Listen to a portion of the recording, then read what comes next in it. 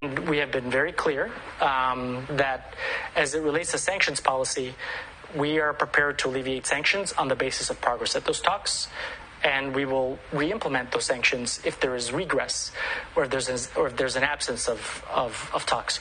We have not imposed new sanctions on Venezuela since we came in for a couple of reasons. Number one is that concluded that no additional sanctions would change the status quo and may actually close the space for dialogue.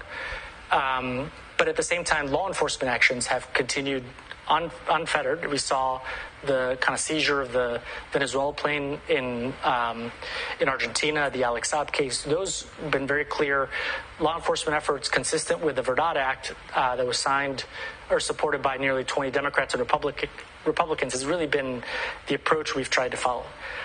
Will they return to the negotiating table? I'm optimistic they will. Will they stay there? I don't know.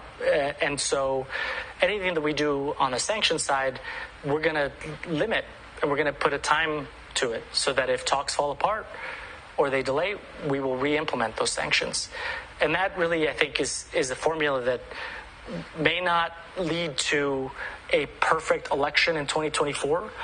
But I think any steps that we can take in that direction are important.